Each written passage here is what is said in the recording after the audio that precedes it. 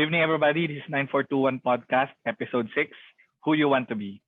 Before we start, we would like to request everyone, if you like our content, to subscribe and like this video. And if you have more questions or if you want to send us topics, comment down below. Tonight, we will be talking about if you get a chance to change to a person, any fictional or real life character in the world for a year, who would it be? So, Bricks, who do you want to be for a year? So, para sa akin, to answer the question, gustong-gusto ko yung character ni Doctor Strange. Why? Unang-una, may power siya with time. Which, we all know that sa buhay natin, meron tayong nagagawang mga, mga gustong baguhin. Pwede mong mag-travel back in time. Itama kung ano man yung gusto mong baguhin. And then, hindi lang yon, space-time yung power talaga ni Doctor Strange.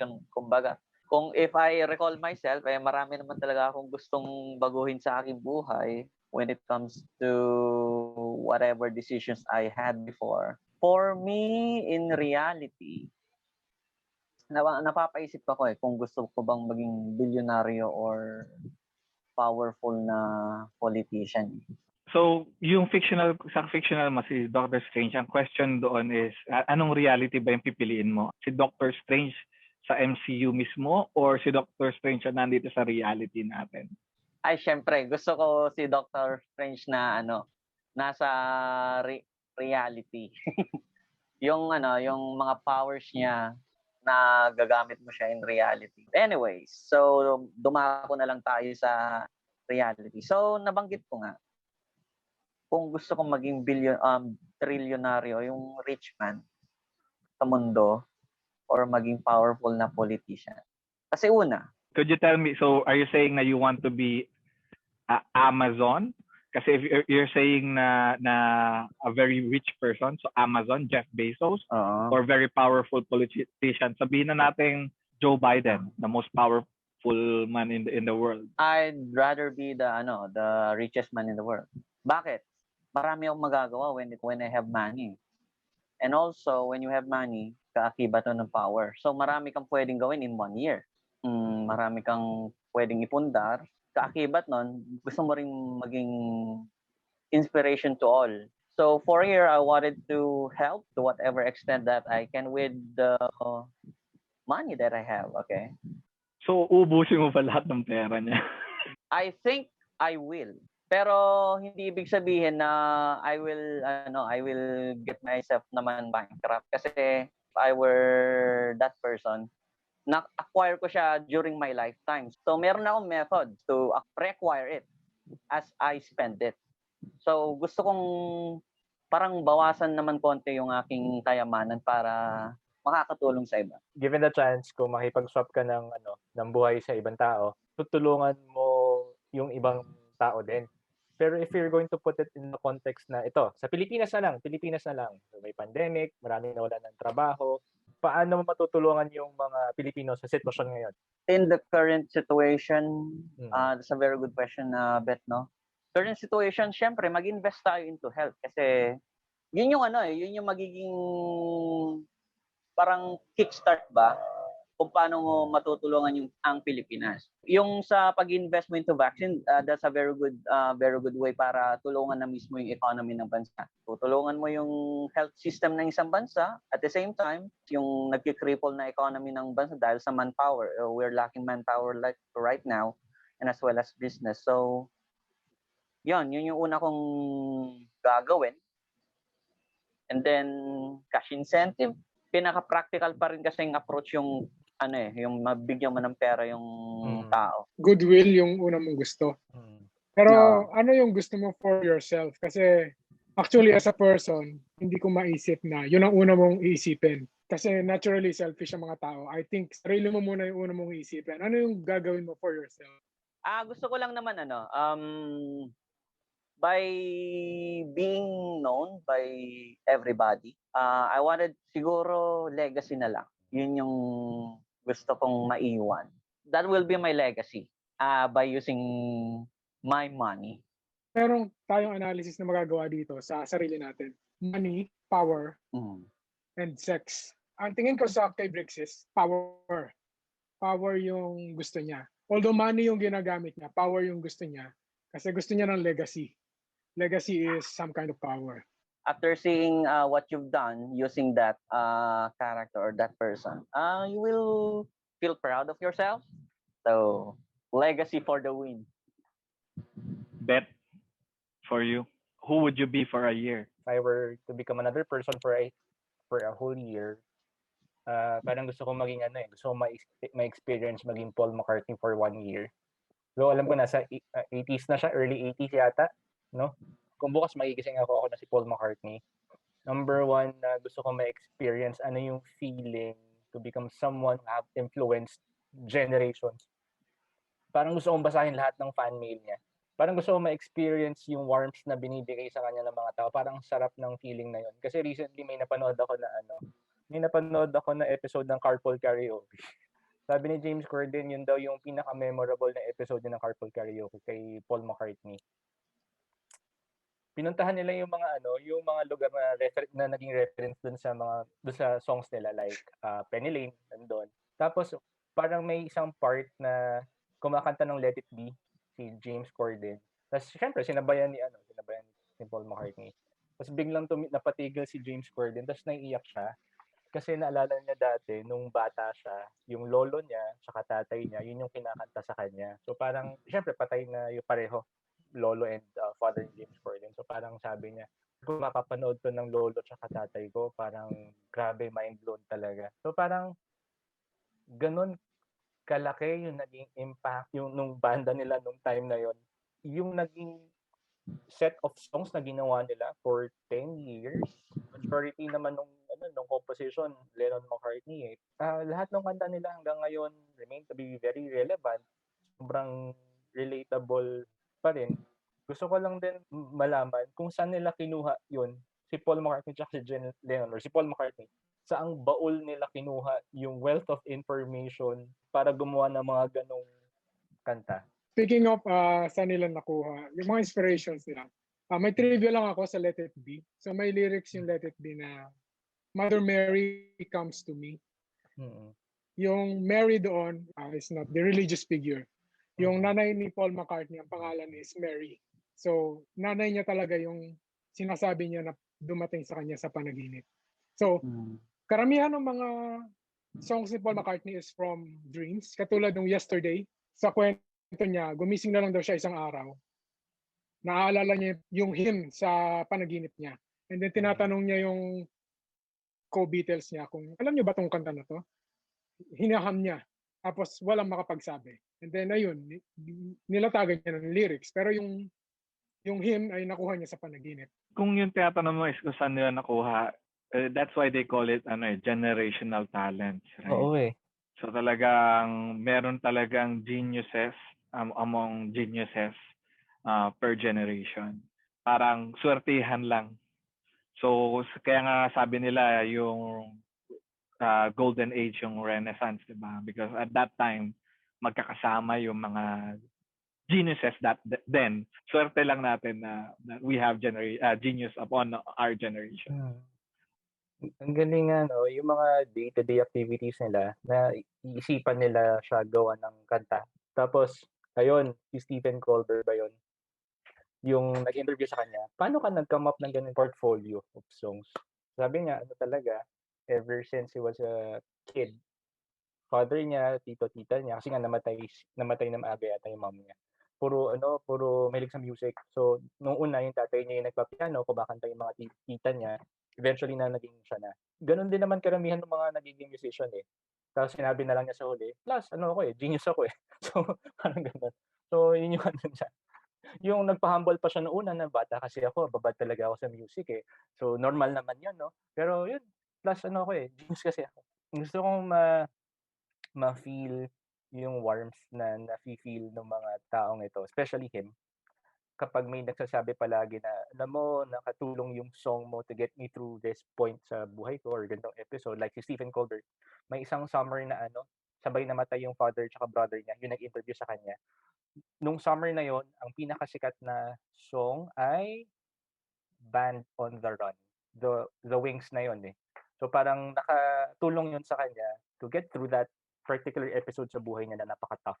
Kahit anong edad, nakaka-relate at sobrang minamahal yung naging product mo. Also, of course, kasama na rin, mayaman siya, may pera siya. Okay lang sa kahit hindi ako yung richest man in the world, pero pag Paul McCartney ka, syempre assumption, may pera ka na rin naman.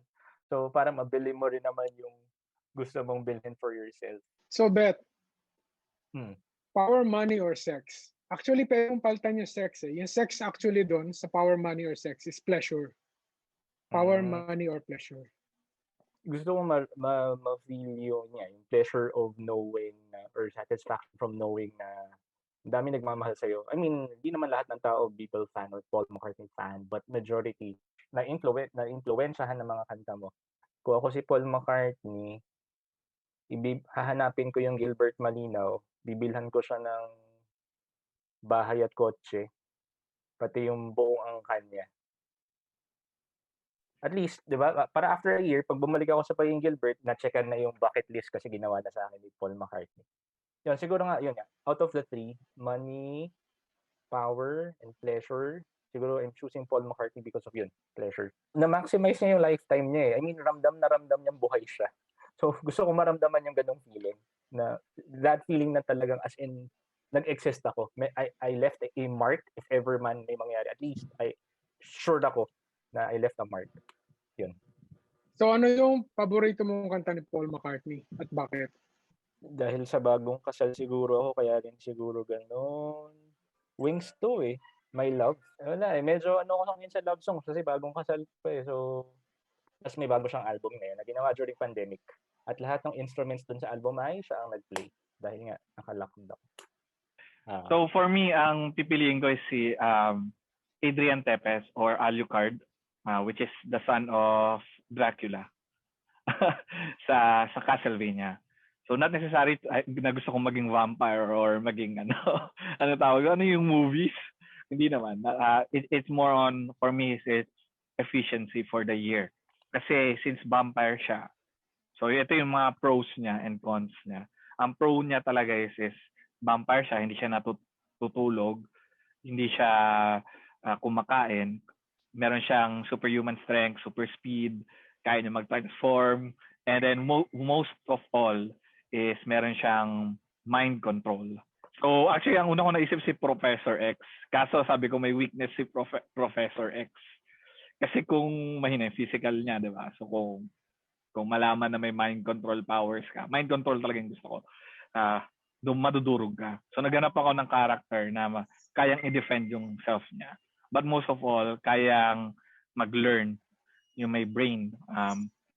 Kasi yung iniisip ko for this year, for that one whole year, hindi ako matutulog. Since vampire ako, hindi ako matutulog. Pag-aaralan ko lahat ng pag-aaralan ko. Gagawin ko lahat. And then hindi ako matutulog, hindi ako kakain. Ang weakness lang kasi ni Alucard is blood. Diba? Kasi vampire siya. Pero hindi niya weakness ang araw. Since half human, half vampire siya. Wala siyang weakness sa light and all. Pero nagugutom siya with blood. Pero kaya niya mag-survive for more than 1 year na hindi uminom ng blood. Kasi nga half human siya. So, na-mitigate nung 1 year. In short, wala akong masyadong weakness for that year. And then, mayaman din siya.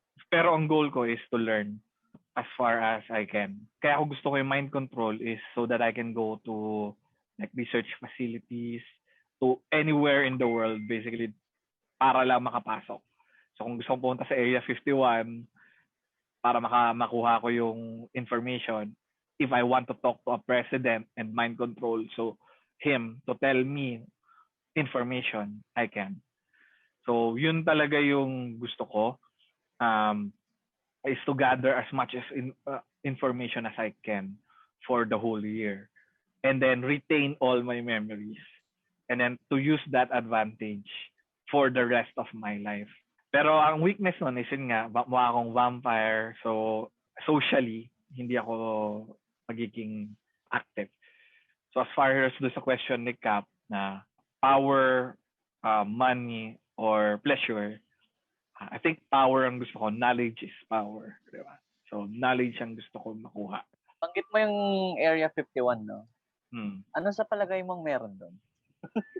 There is an interview with Barack Obama. Hanapin niyo yun. So, tinanong siya kung anong laman ng Area 51.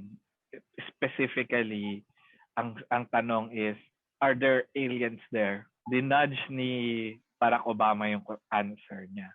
Parang, I cannot divulge anything about Area 51. So, hindi niya per se sinabi na no. And particularly, Area 51 is testing center and all, di ba? So, not necessarily aliens ang gusto ko malaman doon. Ang gusto ko malaman is kung ano yung technology na ginagawa nila. Kasi ang advancement ng technology is actually about military defense and military offense. So usually is yung mga advancement in technology is for war talaga. Parang may naalala ko last year, hindi lang siya masyadong naging matunog kasi nga may pandemic, pero parang may statement galing sa Department of Defense ng US, di ba? Parang inamin nila na may UFO talaga. Pero hindi siya pinansin ng mga tao. Meron tinatawag silang yung unsealed files. Nasa law ng US na meron silang confidential documents na kailangan nilang i-reveal. So every time na meron silang confidential document, nilalagyan nila ng years to reveal. So isa dun yun yata, yung sinabi mo. Isa dun yung may UFOs na parang umabot na sa 50 or 80 years, lagpas na. Doon yung concealment years nung confidential documents na yun. Pero yun nga, this is not about that. This is more about knowledge for me, ha? Or let's get back to the topic. Hindi tayo conspiracy theorist. So kaya ako gusto yun mind control. Kasi even if ikaw nga si Jeff Bezos, ikaw nga si Paul McCartney, you're still not influential enough unless you are the president of the United States. But the problem is your power is limited to the United States. But if you have mind control, you can come in on any door and just mind control the guard to let you in, right? Yun yung talagang goal ko. And then even just to talk to people who knows, di ba? And just spill the beans. Let's say nga, na-acquire mo siya in 1 year, lahat yun. Pero pag balik mo as Marnie Reyes after a year, paano mo i-utilize na yung na-harness mong knowledge?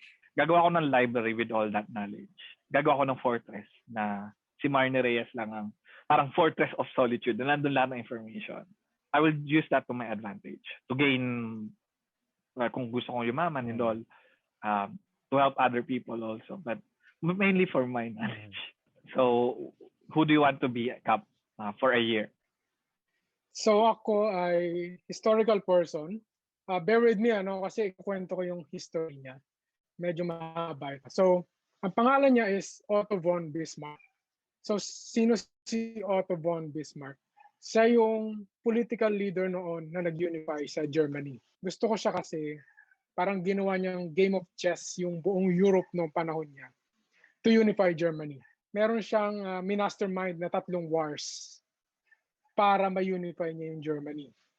So, yung 3 wars na yon, so background muna, yung Germany dati is walang isang Germany noon. Nanggaling ang Germany sa Holy Roman Empire, dun sa territories ng Holy Roman Empire.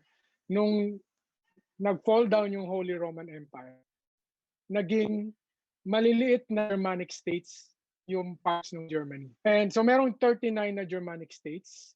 And ang most powerful doon is yung Prussia at Austria. Yung Prussia is sa bandang north, yung Austria sa bandang baba ng Germanic states. Itong si Otto von Bismarck, siya yung parang chancellor ng parang prime minister ng Prussia. So yung una niyang minanufacture na war is yung tinatawag na Schleswig War. Sa north ng Prussia, so north ng Germany is Denmark. Sa dulo ng Denmark na yon, merong mga German-speaking na towns at territories, Schleswig and Holstein.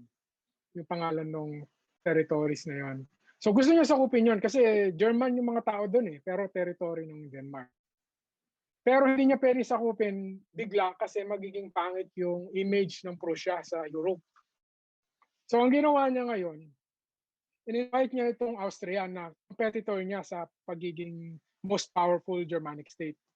In-invite niya Austria, sakupin natin itong Schleswig and Holstein kasi mga German itong mga tao dito. napapayag niya. Ang problema ngayon ng Austria, nung pumayag sila, dahil inherently magkaaway yung Prussia at Austria. Yung mga kakampi ng Austria, mga allied nations, siyempre galit sa Prussia. So maraming nawalang allies itong Austria sa pagkampi niya doon. Pangalawang advantage nun is, kapag nag-hold ng territory itong Prussia, hindi siya masisilip ng ibang European nations kasi nag-hold din ng territory yung Austria. So parang dalawa na sila ngayon, hindi siya masisingle out. Plus syempre, yung military power na pag kinumbine yung dalawang military power na yon, mas madali yung war. So yun yung unang war na pinasok niya. Parang yun yung first war sa German unification. Second war niya, kinalaban niya ngayon yung Austria. Pero bago niya kinalaban yung Austria, gumawa siya syempre ng reason. Parang nag-reason out siya. Kasi ang politics sa Europe, hindi ka po pwedeng maging sobrang aggressive. Pag naging sobrang aggressive ka noong panahon na yon, yung politics sa Europe, pag na-single out ka, baka pagtulungan ka ng ibang European powers. Kailangan laging good yung image mo, para hindi ka pagtulungan ng France, Britain, Russia. Balik tayo dun sa unang war, no? Kinuha ng Prussia yung Schleswig, kinuha ng Austria yung Holstein. Kinriticize ngayon ito ni Bismarck yung pamamalakad ng Austria sa Holstein. So yun yung parang sinabi niya na hindi magaganda yung administration niyo dito. So kukunin na lang namin imbis na kayo magpalakad dito. Ang ginawa niya ngayon, lumapit siya sa mga European nations. Tinanong niya, pag sinugod ko ba tong Austria, anong gagawin niyo? So sinigurado niya muna na walang consequence yung gagawin niya. Ang pinaka-powerful na nation noon is France. So sabi ng France, wala kaming paki dyan. Anong gusto niyong gawin? So dahil doon, sumugod siya. And yung military niya is sobrang advanced dahil kahit peacetime, yung military ay nagre-research ng mga strategies pag bigla nagkagera. Plus, yung technology nila, transportation technology, sila yung nangunguna sa Europe. Yung trains nila ay inu-utilize nila for military. So nanalo siya doon. Natalo niya yung Austria.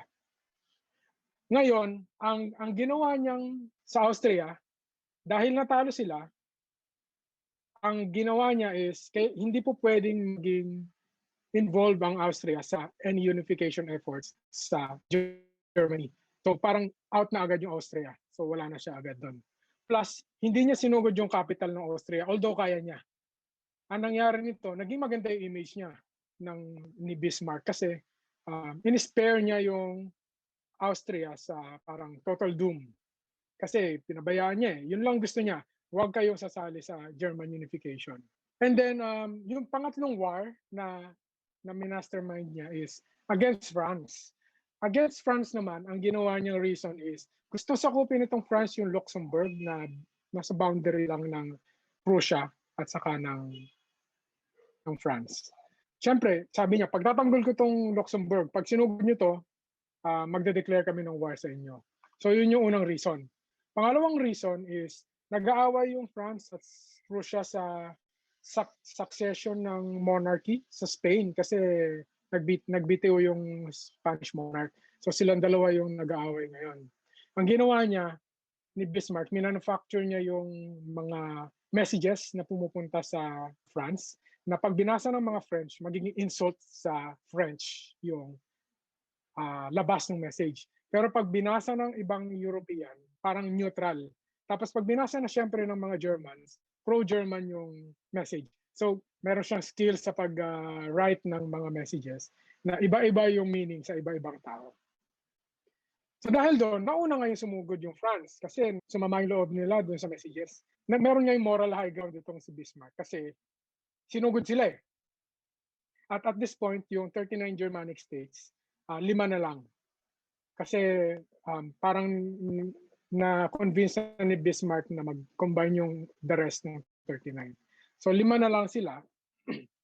Ang ginawa nito ni Bismarck, sabi niya, poprotektahan namin kayong 5 against France kung sakaling sumugod sila. Pero ang kapalit nito, kailangan mag-join kayo as a German state. Plus, tumulong sa kanya yung Austria kasi may goodwill siyang ginawa previous war. Hindi niya dineprecate yung capital. So parang naging magkaibigan na sila ngayon ng Austria. Dahil doon, natalo niya yung France kasi ang laki ng forces niya. Ang daming countries, plus yung major rival niya sa Germany. Natalo niya yung France. To the point na na-capture niya yung emperor ng France, si Napoleon III. Tapos na-barricade niya yung Paris. So yun, na-unify niya ngayon yung Germany by strategy. Anong gagawin ko kung magiging si Bismarck ako for 1 year? Actually, hindi ko gusto maging si Bismarck ngayon. Iba kasi yung political climate ngayon. Gusto ko maging si Bismarck ng panahon niya. Ang unang dahilan doon is gusto kong malaman kung paano niya gine-generate yung mga strategies niya. Kung saan nanggagaling. Pangalawa kasi, meron siyang weakness after niya ma-unify yung Germany. So magaling siya unifier, pero hindi siya nung after yung unification, umalis siya sa pwesto as chancellor noong 1890. Noong 1890, wala siyang train na papalit sa kanya. Walang strong enough, walang powerful enough na entity, na tao. Even yung Kaiser noon ay weak, hindi niya na-train yung Kaiser na papalit sa kanya. So ang tingin ko nito, dahil walang pumalit sa kanya as a powerful person sa Germany na kayang kontrolin lahat. Nangyari ngayon itong World War I. Yung World War I ay nangyari ng 1917, 1916, 1914. So konting years na lang mga 20 years na lang, World War I na. Nung iniwan niya yung Germany, walang strong enough to control the situation. So you're saying na magaling siyang when you say magaling siyang mag-unify, magaling siyang mag-colonize or recolonize ng mga dating land. But as far as governance for when it's peacetime, hindi siya suited for it. Magaling din siya sa governance. Meron siya mga pioneering administrative rules na ginawa. Pero hindi niya ma-imagine yung Germany na wala siya. So, hindi siya nag-train ng kapalit niya. Pero bakit siya Bakit siya biglang umalis sa pwesto? Matanda na siya, ganun lang. Yun lang ba? Just to age? So, yeah. You're saying dahil because of his inability, Adolf got a chance to usurp the Reich. Yung unang mong tanong, oo, matanda na siya noon. Pero, nag-fall out din siya sa favor ng Kaiser. Kasi yung Kaiser ang nag-appoint ng chancellor. So yung Kaiser is yung kanilang king. And si Adolf Hitler ay sa World War II. Hindi siya sa World War I. Although World War II is parang continuation lang yan ng World War I. Si Adolf Hitler naman, kaya siya nag-rise into power is weak yung political structure ng Germany. Weak to the point na merong isang tao na kayang mag-take advantage ng political structure na maging sobrang powerful. Hindi niya na i-set up yun ngang political system to the point na yun nga, there's someone who can use the system against them. Ang peak na is nung new-unify niya yung Germany. So kaya niyang i-manipulate lahat ng countries nung panahon na new-unify niya yung Germany. Saan mo ilalagay yung 1 year mo? Yung 1 year na yon ay gusto ko right after nung unification. Kasi doon pa lang, kung ako siya, mababago ko na yung plans. Kailangan mag-train ako ng kapalit ko. Kailangan ma-set up ko yung system. With hindsight ito, syempre, nung panahon na yon, probably siya yung pinaka-magaling na tao, siya yung pinaka-qualified to be the chancellor. Pero with hindsight, pwede ko ngayong i-instill sa utak niya habang ako pa siya na kailangan i-strengthen ko yung system, kailangan merong tao ako na ipapalit sa akin. Kailangan yung king ay maging politically strong din.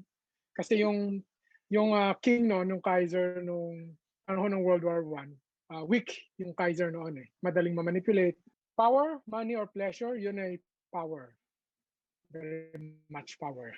I want the ability to change things, so power yun. Pagbalik ko ngayon, syempre, nakuha ko na yung kung paano siya mag-isip. Pwede ko i-apply sa buhay ko. Yung strategy skills niya. Pwede ko i-apply sa trabaho, sa buhay. Love life. Okay. So, I guess itatanong ko to. Actually, tinake note ko lahat mga sinabi natin. Si Briggs is more on correcting the past. And then parang din same sila with ni Cap. And then philanthropy din. Kasi yun yung word na hinahanap nyo, maging philanthropist. And then si Beth is to be influential, like to be someone who touches everyone's life. And then for me, it's knowledge. So mostly nakita ko is merong pleasure, but it's either talagang power to make changes, right? And then hindi rin wala pumasok sa atin ng money. Well, particularly kay Bricks is money, pero use money to have power, right? Ano ko lang yun, outlet ko lang yun. So, ano yung current goal nyo with regards to that? I know hypothetical lang na meron mapapalit tayo, pero ngayon is meron din ba tayong ginagawa towards those things? So yung philanthropy, yung to be influential, and then to acquire more knowledge. Ano yung ginagawa natin currently? Actually, this is one of the things that I think na kung bakit ginagawa ko tong podcast is one thing is to be more connected with you guys and also to be more influential. Hopefully in the future, mas maraming nakikinig at nanonood sa atin. Hopefully makapag-influence tayo kung paano tayo mag-isip. In support to what you mentioned, Kuya Marnie, siguro sa akin naman, one reason why I'm doing the things that I do currently as a trainer, yun nga, somehow may fulfillment kapag meron kang tutulungan, kapag especially para dun sa mga tao na bago sa industry namin. From this to that point, through the series of trainings na ginawa ninyo, I mean, okay, somehow may ano ka rin naman, may naitulong ka kahit papaano doon sa taong yun. Hindi man malaki, pero at least kahit papaano may ano ka. I mean, may, yun nga, na-mention ko na kanina na at least you left a mark. Kahit papaano yun, fulfilling naman siya. So sa akin is, ever since naman, knowledge, strive to be a beginner sa lahat ng endeavors na ginagawa ko. Halimbawa nito, alam ni Marnie ito kakalipat ko lang ng department. A decade ako as electrical engineer, energy engineer. Kakalipat ko lang ng software department. Although sa ibang tao, that could be scary. Kasi anong alam ko sa software? Wala. Like, meron akong 1-year experience sa some software. Pero sa akin, kapag beginner ako, doon ako pinakamaraming natututunan. And yung knowledge ko na dati ko nang alam, hindi yun nawawala So if ever pumalpak ako dito, meron akong babalikan. Never kasing naging money yung motivation ko. Although, sumusunod naman yung money to a point. Pero syempre, dahil hindi yun yung motivations ko, hindi yun yung primarily na nag-gain ko. Yung knowledge pa rin yung primarily na nag-gain ko. And on the side, meron akong money and power. Kaya naman tayo gumagawa ng ganitong podcast is to leave something for the next generation, I think, to inspire. So going back, ganito pala tayo, no? Ganito pala tayo nung mga panahong ganito. Diba?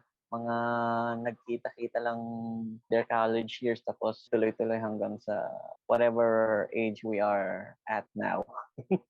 Habol ko talaga is legacy. You leave something behind and at the same time, makikita ng mga next generations what happened to us. Rix, naalala ko doon sa sagot mo na yun yung advantage no na may ganito na tayong ginagawa. Kasi naalala nyo nung first episode nung 9421, di ba ang ang topic natin ay i-recall yung nangyari nung nasa loob tayo ng Los Baños. Nahihirapan tayo kasi wala tayong na-document may Facebook post, may photos, may konting video si Kuya Kapi nakatingin sa ilaw.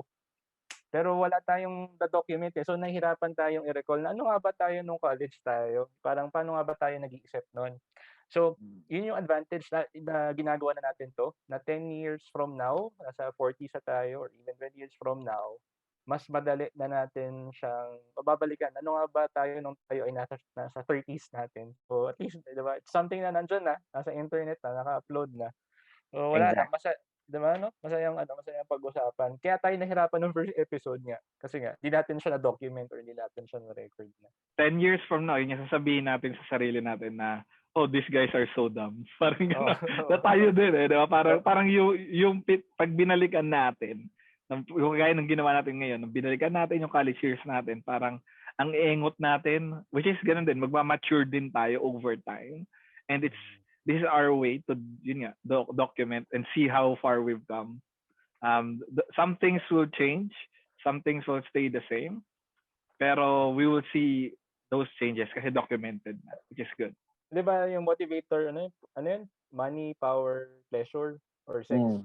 Ngayon, karamihan natin puro power eh. Tapos may konting pleasure. Baka mamaya, 20 years from now, or 30 years from now, sagot natin lahat, isa na lang, sex na lang. Lahat sex na. Pero ngayon, sige, dahil bata pa tayo, power, yan. Knowledge. Pero pag 60s na tayo, 50s. Hindi natin alam, maybe 5 years from now, maging money na yan eh. Kasi baka kailangan na natin ng money to support family or whatever. Pero kasi ngayon, aside from money, wala pa naman tayong mga anak eh. So iba pa yung nasa utak natin. Pero kung kunyari magbubuo ka na ng family, minsan resources na, physical resources na yung kailangan mo. Hindi mo na kailangan ng emotional or mental na motivator. Pero hindi ba natin pwede isama? Is time din kape kasi minsan time ang hindi ka kailangan ko. So where Pero does it lie? Time is money eh. Time is money. Resources na, no? So baka hindi Resources. So power, resources, and pleasure. Pero ano nga lang yun? Kaya nga, di ba, sex yun actually. Pag nagbasa ka sa literature, sex yun. Sex yung mababasa mo. Pero pag binasa mo yung description, pleasure talaga yung sinasabi niya. And yung money, resources yun. Okay, it was a great episode, guys. I want to invite everybody to like and subscribe our YouTube channel. Okay, everybody, this is 9421 Boys Podcast, episode 6. Who do you want to be? Good night, everybody. Bye. Bye. Ano next topic natin?